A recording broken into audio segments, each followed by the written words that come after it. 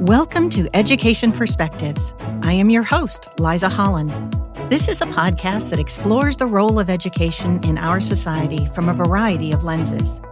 Education needs to evolve to meet the needs of today and the future. Solving such huge issues requires understanding. Join me as we begin to explore the many perspectives of education. And so welcome back to Education Perspectives. We are delighted to have Haneen Abu Zaghrit here with us today. I'm going to read her bio. It's actually in the first person, so imagine Haneen saying this. Hello, my name is Haneen Abu Zaghrit. This is my first year as a school social worker. I am located at Tates Creek High School, which is also the school that I once called home as a student. I actually realized I wanted to be a social worker while I was in junior high school, not realizing that in about 7 years, I would become the social worker at the very same school.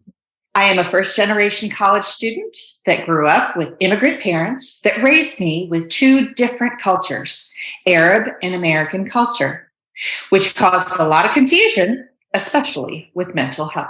Haneen, I am so delighted to have you here. Welcome to Education Perspectives. Thank you. I'm glad to be here. Thank you so much. Well, I start out the podcast with the same question to every person. Taking a 30,000-foot view, why, in your opinion, do we as a society invest in education? I love that question, actually, because I've seen when I was young, I never understood the answer to what I'm about to say, but I do see it now as I grew up. And I realized that education is where we get our future from. And the way that we start our kids straight from preschool to 12th grade in college, those are our next generation. And those are the people that are going to bring us up to the world to where society needs to be at. And I think we focus life on education because even though we only have them for 8 hours a day, we see these children sometimes more than their own parents. And we are the ones that raise these kids often, and we teach them how to be a human. And I think that that's why we focus a lot on education. It's not algebra or how to do this equation in science. It's more of how to be human beings and who are going to be the future in 20 years. I really enjoy thinking it in that perspective because we raise these kids to be like humans, as I mentioned before. And if we don't have our kids to be humans in the next 20 years, we're not going to have people that are leading us in the next 20 years. Great answer. Thank you. So you mentioned it a little in your introduction, but tell me what drew you to education as a profession?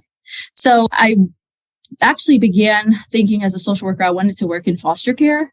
And I did an internship at foster care agency. I loved it. I wanted to become a social worker because even though I went through life a little difficult, I realized when I was a junior in high school, there were people that lived it a little harder than I did, or much harder than I did. And I realized my privilege is even though I went through life and it was hard, I was 17 at the time and I'm growing. There are people that are 17 and they're their own parent, they're their sibling's parent. They are much older than I was at 17 years old. I was pretty mature, but there were people that were living life much different than I was. And I realized that there was I'm privileged to have a home. And even though it wasn't always the way that it should have been, that I wish my family could have raised us, we still had shelter. So that was something that I recognized my privilege. So I thought foster care would be the one that I would want to work with. And I did an internship there at a foster care agency. I loved it. And then I realized that it also only limits me to foster children. When education, I get to meet everyone, demographics, foster care, people with both parents, people with a single parent, people with grandparents raising them. I get to meet everyone. And I really loved education because it made me realize that I get to focus on these kids regardless of their social class or whatever they're going through. And I had thought about it and I was like, when I was their age, I wish I had somebody that I could talk to that I didn't feel like was not validating my feelings. Or validating my feelings. I really needed somebody like that. And I wasn't able to get that. So that's something I really thought about education was I don't have to worry about going home and talking to my parents about therapy when I can just have myself here and letting these kids feel welcomed in my office and being able to get them from square one for the 8 hours that they're here. Tell me a little bit about what your general day looks like. So it's every day is different. And that is one thing I really love about being a school social worker, or just a social worker in general, is no day is boring. So I come in the morning and I greet people at the front door. I really like to say good morning. And I remember my first day here, I was walking around the school saying good morning to kids, and they weren't very welcoming about that. And then I realized high schoolers are not that easy to talk to as much as that I wish they could be. But when I was actually in an elementary school last year, and I loved getting good mornings back from the kids, and they would easily give it back. And high schools are a little different. So I still say good morning to kids, and most of them actually start the conversation now, since they know that I like to ask them how they're doing in the morning. And then I typically, depending on the day, I start my check-ins, and I have weekly check-ins or bi-weekly check-ins with people. I do check and connect, which is for some kids that either have some behavior or attendance or grades are a problem. I'll check in with them either bi-weekly or weekly to see how they're doing, to see if they're increasing their grades, just to establish rapport with somebody. And then I have check-ins for people that either their family won't allow them to do therapy, if they can't afford therapy. I don't do therapy because I'm not licensed, but I just do check-ins. And a lot of the kids just like to be listened to. And because of my age, I'm much younger than some other student support staff members. Some kids like to come to me because they know that I'm not telling them to do something in a mother's tone. I like to think it as like an older sister tone. And I think they need to listen to what their moms are saying and what the other staff members are saying. But some of them like to have like an older sister's idea, which I'm not their older sister, but it's something that I like to think about in that standpoint. They're like, I like having somebody that has lived through it just more recently, not too long ago, something similar to their story. And then just continue to do check-ins. I will do attendance calls. We have weekly meetings with academies, and we talk about students that may need some additional support, if it's academic, attendance, behavior. And we have those meetings weekly with each academy, because we are an academy school. So we have quite a few different meetings every Wednesday and Thursday. Yeah. Marvelous.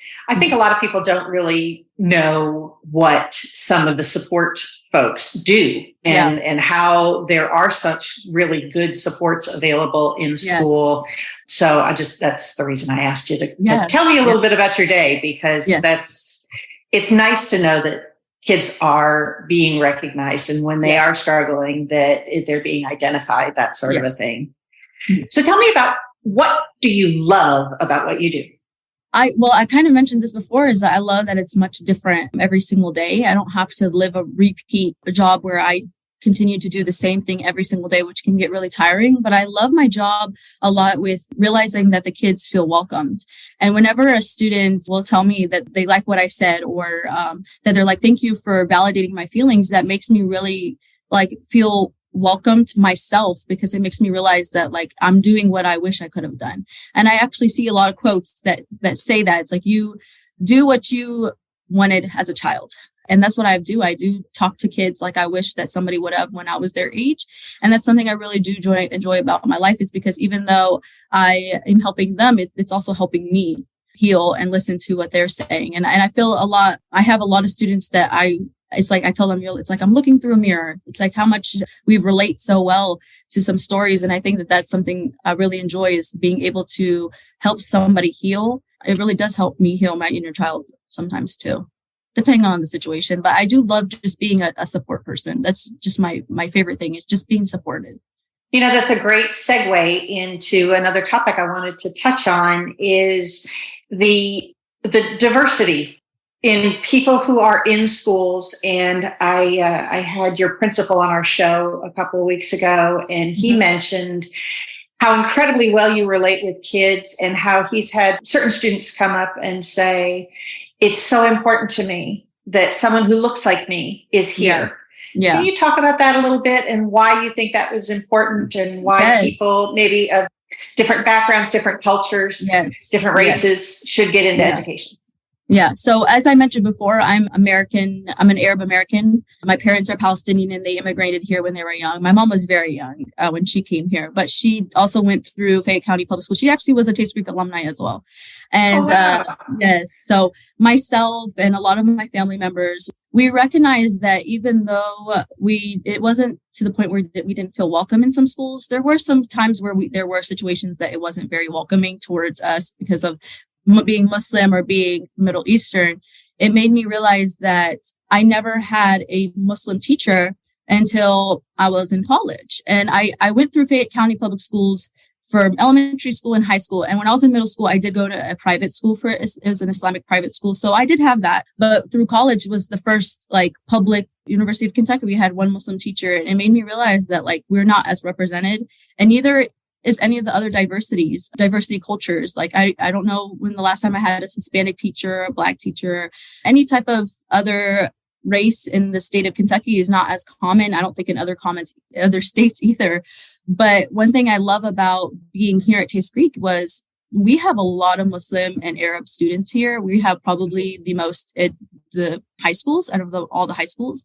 And we had since the 90s, since my mom was here, there was quite a few of them then too.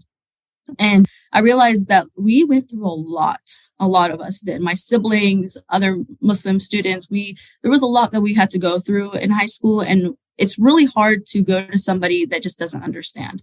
And I can relate to that a lot because mental health is not there's a stigma toward in the Arab Middle Eastern community. It's not in the Muslim community. It's the culture of the Middle Eastern culture.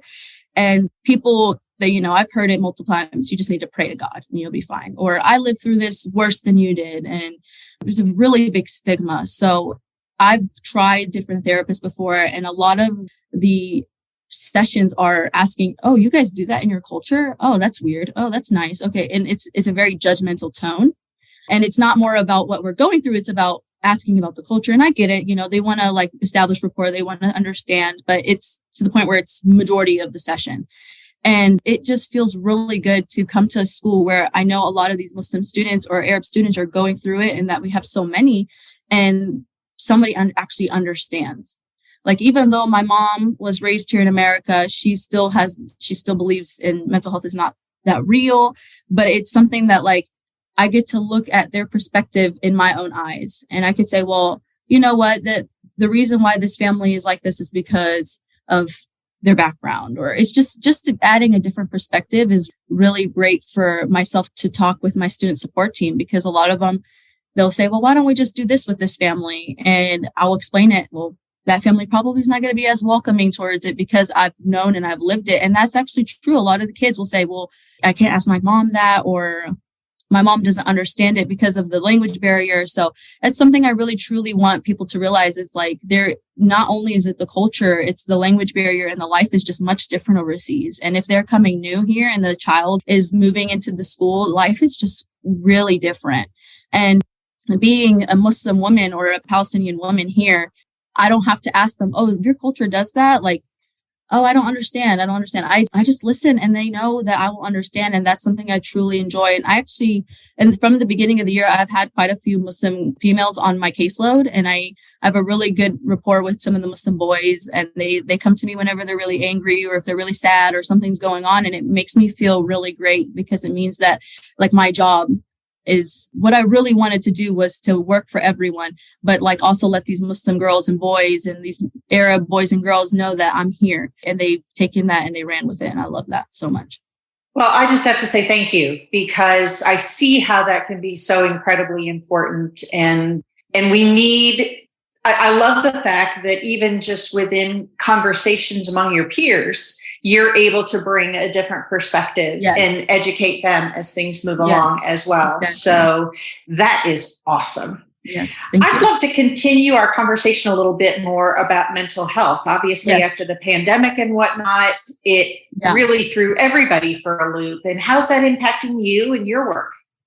Well, I would say the pandemic, yes, it really did just change up a lot of life for students, for adults, for all that. And I think that my job, every social worker in the schools are much different. I think we don't have a set description we have the set description of what we do, but some social workers don't focus mental health as much as other things. Some social workers focus a lot on mental health. And I think my job really does focus a lot on mental health. And I think the reason why I say that is because mental health is like the common denominator for majority of the situations and problems that are going on. So if they have attendance problem, mental health is probably the reason why they're not, or it could be the reason why they're not coming in. Maybe it's anxiety, maybe they're depressed, maybe have going through something in their home. And behavior, mental health is a lot, like the trauma behind the behavior. A lot of mental health is related to many things. And the pandemic has really changed for myself and for the students. I was a student in the pandemic. I was receiving my bachelor's degree, and what could have been myself going through an internship, I had to do it through Zoom. And that really did stop me from it was very difficult. It really did stop me from being able to have interactions with the students that I wish I could have had. And I did get to work at a foster care agency for my internship the year before the pandemic. So that was something I was able to relate with families and children. But when I had my master's practicum with the schools, I'm very thankful. It was not during the pandemic, and I was able to actually get to relate and see the students. But it shows how mental health and motivation has just decreased or increased. The mental health crisis has increased and motivation has decreased for our students. I mean, we're seeing that now, and we keep using the pandemic kind of as an excuse of a reason why the student is like that. But then we enter the second semester, we were kind of like, no, we can't excuse that because, they've already had a year and a half back into the schools. But students are attendance is much worse than I felt like it could have ever been. Grades, kids are not motivating themselves to do well because they just were sleeping through their Zoom classes. So I think that has to do with mental health too, because a lot of these students were stuck at home for many months and stuck with their families. And I actually noticed this, I thought about it when I was their age. I was excited to leave school. I was excited to not have to wake up early and run back home and take a nap. There's students that are waiting to come back to school because they're stuck at home, and they were already stuck at home for many years. And I think if I was a high school student and the pandemic occurred, I probably would be like that too. I'm excited to see social interaction. And that also has been a problem too. We have a lot of kids with social anxiety and have a hard time making friends. And that has been a really tough part for us this year with mediations and having people not argue with each other because they have lost so many social interactions throughout that year and a half. That's been a tough part of our year. I'll bet. And, you even see it in wider society. We're becoming more polarized and just not communicating properly, et cetera, et cetera. So that's a heavy lift for you. Definitely. So flipping the script on that one, do you have a favorite story or memory that you'd like to share about your work in education so far? I would think it would be just the interactions I've had with students from the beginning of the year.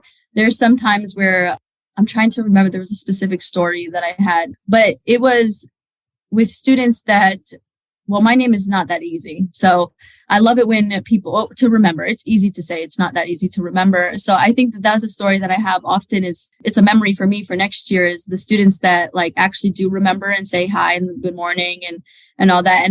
And now as we're ending the end of the year, there are memories that I will always have with specific students. I have a student that gives me a nickname, because she's I give everyone that I really like nicknames. And that's just something, and she's graduating. And I just saw her right before I walked into my office. I'm those memories that I will have are the students that I'm going to miss for sure for senior year, that graduating. And I didn't realize how emotional that is. That's something when I was a senior, I was saying goodbye to my friends.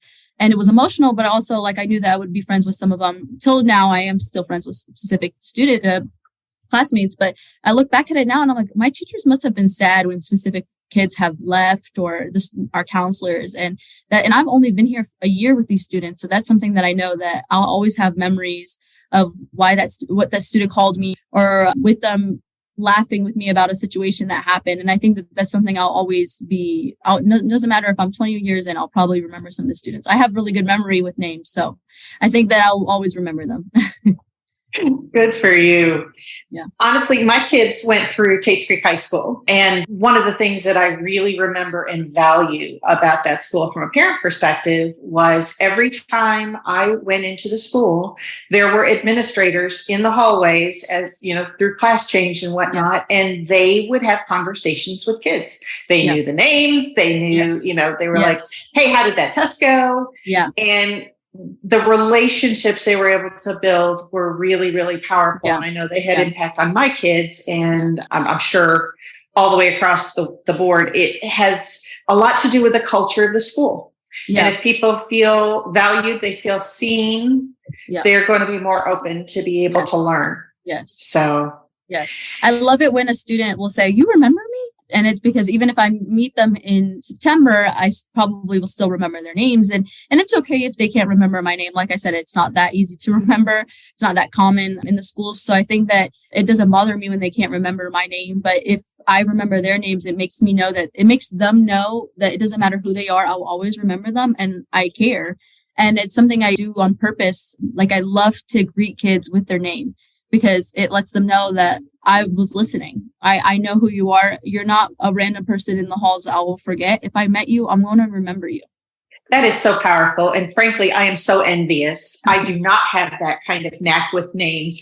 I'm the type of person that I will remember everything about a conversation and maybe the name of your pet, but I can't come up with the name. So that's a very wonderful and special skill. Yes. I'm grateful for that. So one of the things that I hope to accomplish with this podcast is starting to let people know about the challenges that you face. And I'd love it if you could address what are kind of the biggest challenges and obstacles you face, especially if they're systemic, if they're things that we might be able to solve. I definitely think one of my biggest challenges is getting everyone on board. And I don't know if that's something that we can all solve as a society. But when I say on board is some families have a different reaction to getting and receiving help from a social worker or from a therapist than other families would. So I think that's definitely a problem. And that I've noticed occur quite a few times is asking a parent to allow their student receive services from a therapist and then the mental health stigma comes up and they're like, well, they're fine. There's nothing going on. And I think that that's definitely a big challenge. Another challenge would be with the families as well is like the trauma that the students come in and face. Sometimes their family isn't the most supportive and the students will learn their behavior from their family. So we have some family, we have family members in the school that may come off a little aggressive and then their kids come in and then they have some behavior towards that because that's what they were taught. So that was really a challenge because we can try to unteach a student how to not be too aggressive. We can have interventions and have them talk with me and go have them put into a behavior group. But if they're going home and learning from their parent that it's okay to get aggressive, then that's kind of backtracking our interventions. And I think that's a big challenge for myself and as well as teachers and counselors. But I would say something that I do notice that maybe a society can help is burnout is a big challenge for teachers, counselors, social workers. I think that life has definitely changed since I was in high school. I mean, if I was doing not very well in classes, my mom would be the one to argue with me. But now it seems like a lot of parents are arguing with the teacher and telling them that they need to help my kid, learn how to do this when it's really the kid's doing, the teacher can't force it in their brain. And I think that has been it is a trauma for a lot of teachers and counselors are going through it and social workers and everyone's in the school is going through it. And I think that's something that I wish people wouldn't blame the school for their child's actions. Like if your child did it, we're not telling them to do it. We're not forcing them. We get a lot of parents that say, can you just take his phone away? We can't just do that. We need other things than that. So I think that it's just the relationship with the outside is kind of a challenge, focusing on how to not backtrack a student. If they're going to be gone for 2 months in the summer and they come back, they've done really great until May. And then they come back in the fall and whatever we taught them last year, some kids will just end up not remembering or they see the interactions that their family has and then they go back to their original behavior. So that has been definitely a big challenge. I think that people are becoming burnt out so quickly because they're getting arguments with parents or they just don't know how to handle arguments really. And that, those are really hard to get, especially from a parent. Yeah. But thankfully I haven't gotten any this year. That's good. I'm so glad to hear that. But I can totally see that piece, and I will share. I actually had one of my kids went through some severe anxiety and depression. And through therapy, I figured out what I thought was motivational was actually putting a ton of pressure on her. And so you need to check yourselves as parents as well, because teachers, honest to God, have a ton of training on how to interact with kids and all that kind of stuff. Parents really do not. And so if you're having trouble with your kids, seek out some help, seek out new ideas and new thoughts and whatnot, because I'm an N of 1 in this research study, but it made a huge difference. My daughter's thriving now, but it took change on my part to be able to facilitate that happening. Yes. So all you parents out there listening, please take note. And I think that's the arguments with parents doesn't mean that all the parents just don't know what they're doing either. I think that there are parents that are great parents and they come in and they really want to advocate for their kid. But as somebody that was a former student and realized, like, as an advocate myself, is sometimes we have to allow the student to learn how to advocate for themselves. So this year, I noticed a lot of students are like, can you just email this teacher for me? And I'm like, no, we have to email them together. And I teach them how to interact with an adult, because that's something I realized in college. You're not going to have somebody that can write you those emails for you, or in the career in general, if you're not going to college. And I think that that's what I noticed in high school is, like, I'm advocating for myself. If I can't do this assignment because of a situation, I need to advocate for myself. And a lot of parents want to advocate for their students. And I love that. I think that's a great thing.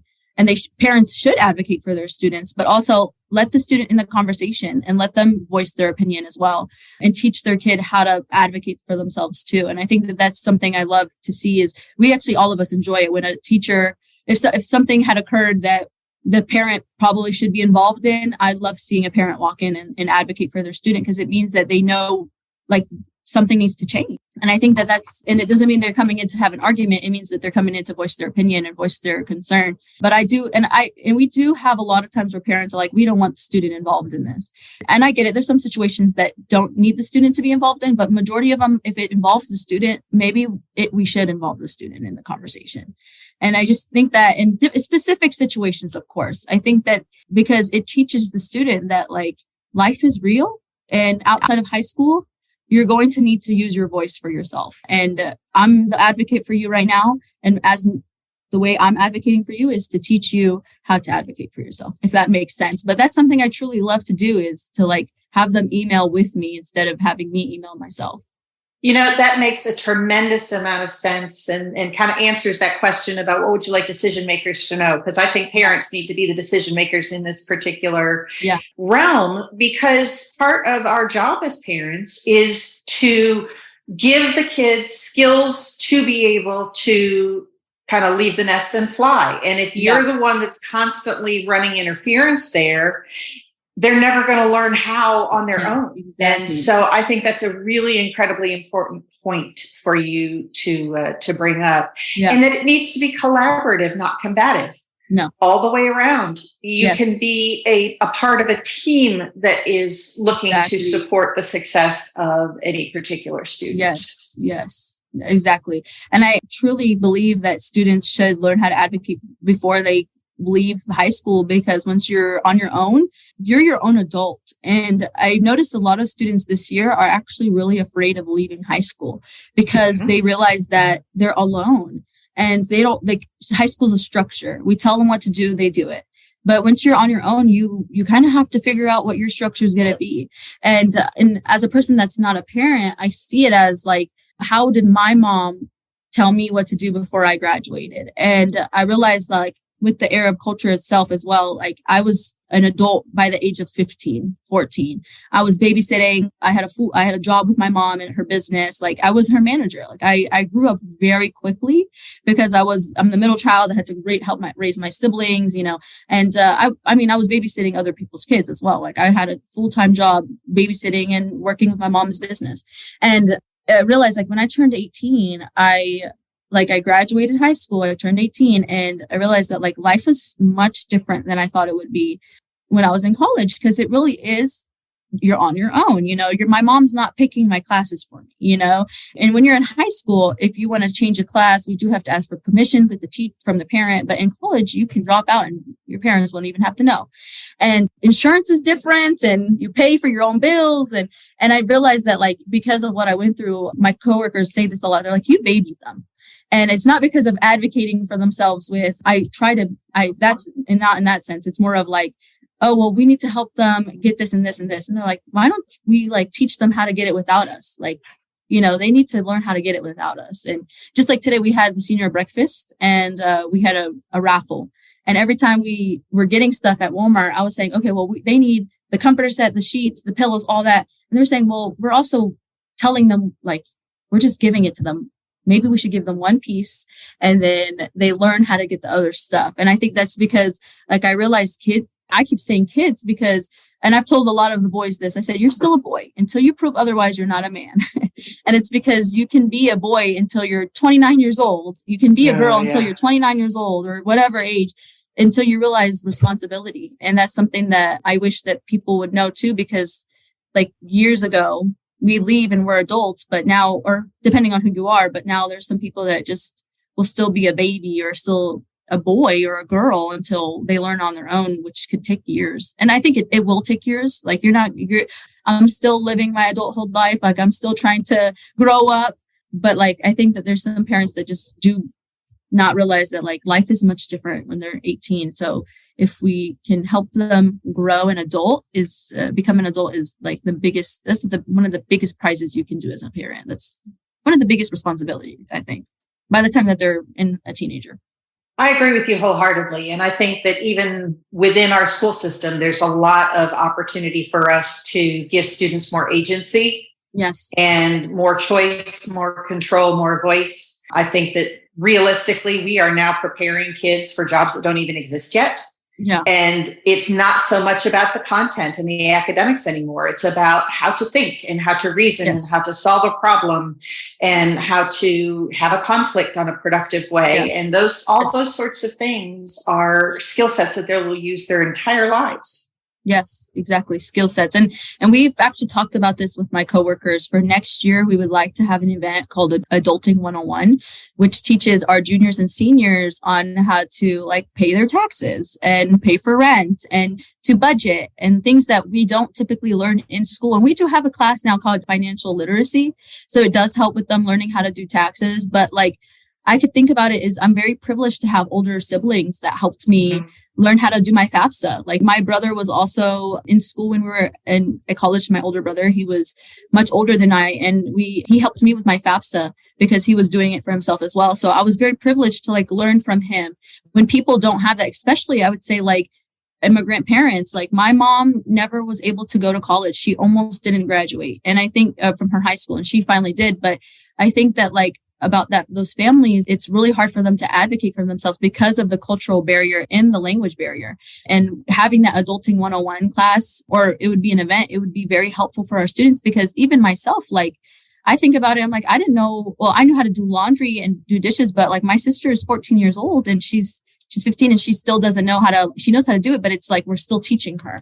And 15 is like, a good age to start learning how to do like living on your own, because that's when it takes a few years. But there's some kids that just don't know how to live on their own for sure. I think that that's a very big thing to think about. And now I think about it like learning how to grocery shop. That we probably need to have that in the Adulting 101 class, like how to get grocery shopping instead of going every single day, knowing what you want to get is probably easier.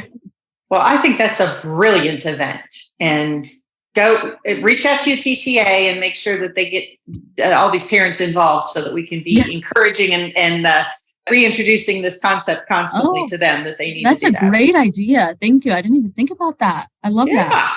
Yeah, I love that. Haneen, I feel like I could talk to you about this kind of stuff all day, but I guess we've come to the end of our time. But I wanted to say thank you once again. Any last comments that you'd love to share?